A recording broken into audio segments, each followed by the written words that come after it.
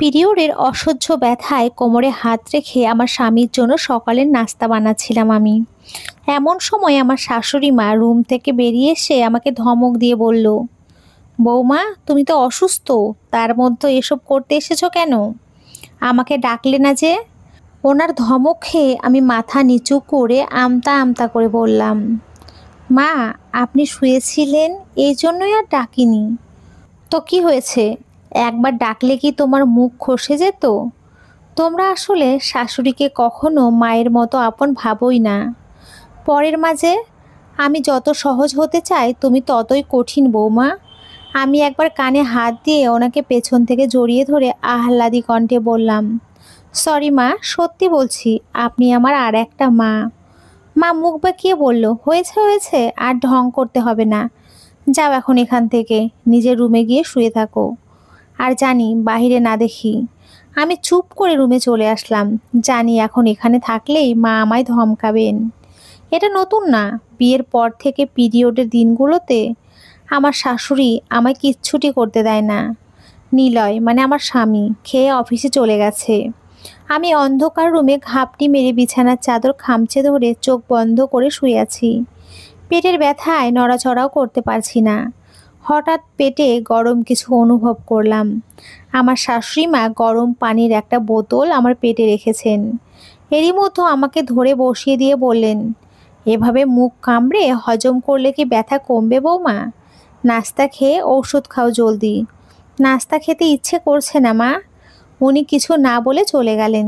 কিছু সময়ের মধ্যেই আমার জন্য রুমে ভাত নিয়ে আসলো। মা জানে সকালে আমি ভাত খাই তৃপ্তি করে। উনি আর হাত লাগাতে দিল না, আমার নিজের হাতে খাইয়ে দিল, সাথে নিজেও খেলো।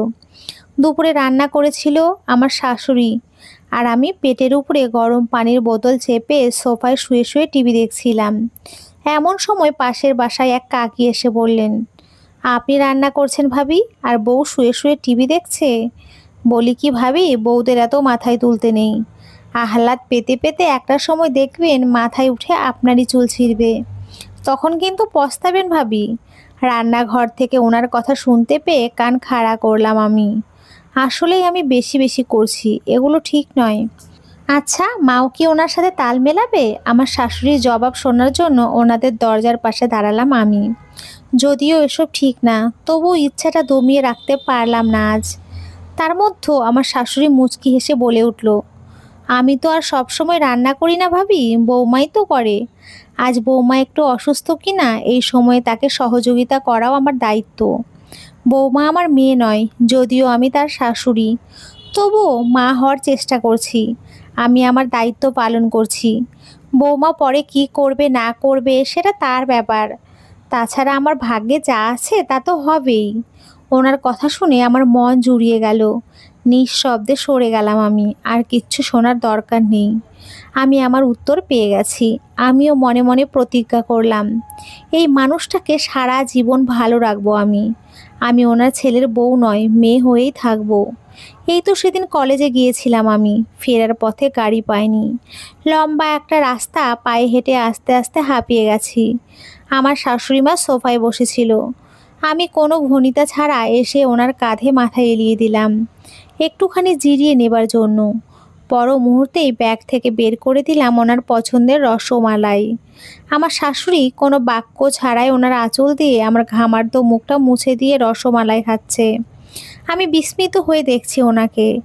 ভাগ্য করে এমন একজন শাশুড়ি মা পেয়েছি। ক্লান্ত হয়ে ফিরলে কোনো দ্বিধা ছাড়াই যার কাঁধে মাথা রেখে জিরিয়ে নেওয়া যায়। সময়ের সাথে সাথে আমার শাশুড়ির বয়স বাড়ছে। শরীরে দেখা দিয়েছে নানান রোগ। প্রায়শই বিছানায় থাকতে হয়। মাঝে মধ্যে বিছানাও মাখিয়ে ফেলে। এই মানুষটার উপরে বিরক্ত আসে না আমার। আমি কোনো হেয়ালি ছাড়াই নিজ হাতে করি তার দেখাশোনা। আজকে মা একটু ভীষণই অসুস্থ। তার প্রতিদিনের সকালের অভ্যাস হাঁটতে বের হওয়া। আজ অসুস্থ হওয়ার ফলে একা যেতে পারছেন না।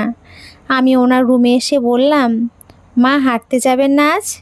উনি মুখ কালো করে বলল, একা হাঁটতে কষ্ট হচ্ছে বৌমা।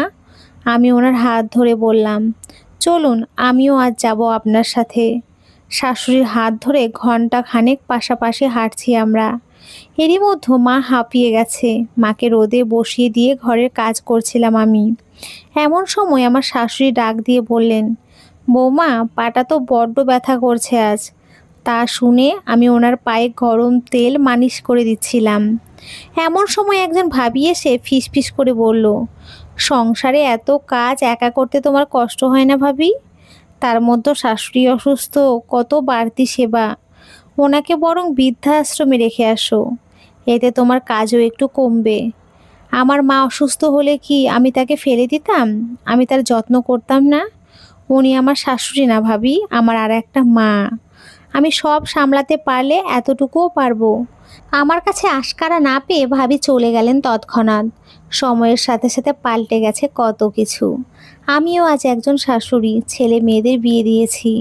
আমার বড় বৌমা মহুয়াও প্রেগনেন্ট। এই সময়ে আমি তার যত্নের কোনো খামতি রাখি না, যেমনটা আমার শাশুড়ি আমাকে করতেন। আজ মহুয়ার বাবা এসে বললেন, আপা, মহুয়া তো অসুস্থ, এই কটা দিন মেয়েটা আমাদের বাড়িতেই থাকুক। বৌমার যেখানে সুবিধা হয় ও সেখানেই থাকুক, আমার কোনো আপত্তি নেই ভাই। বৌমা পাশেই ছিলেন। আমাদের কথা শুনে চট করে বলে উঠল, আমি এখানেই থাকবো বাবা, এখানে আমার কোনো অসুবিধা হয় না। আমার শাশুড়ি আমাকে তার মেয়ের মতোই যত্ন করেন। আমি হাসলাম। একটা মেয়ে তার মাকে রেখে শাশুড়িকে ভরসা করে, এতটুকুতেই আমার শান্তি। আজ আমার শাশুড়ির 20তম মৃত্যুবার্ষিকী। আমি ফজরের নামাজ পড়ে শাশুড়ির কবরের কাছে যেতেছিলাম। এমন সময় পেছন থেকে মহুয়া বলল, মা, আমিও যাব তোমার সাথে। তুমি পারবে বৌমা? অসুস্থ তুমি? কবরস্থানটা একটু দূরেই, আমি ঠিক পারবো মা। আমার মা সাথে থাকলে ভয় কিসের বলো? শাশুড়িকে এত ভরসা করা ঠিক নয় মেয়ে। ইস, তুমি আমার শাশুড়ি কে বললো? তুমি আমার মা। আমি বৌমার হাত ধরে হাঁটতে হাঁটতে বললাম, মায়ের সাথে কারোর তুলনা হয় না বৌমা, মা অতুলনীয়। আমি তোমার মা নয়, শাশুড়ি। মা তো হতে পারবো না, তবুও মায়ের মতন হওয়ার চেষ্টা করছি। তো বন্ধুরা, আজকের এই গল্পটি এই পর্যন্তই। তোমরা সকলে খুব ভালো থেকো, সুস্থ থেকো। সকলকে অসংখ্য ধন্যবাদ।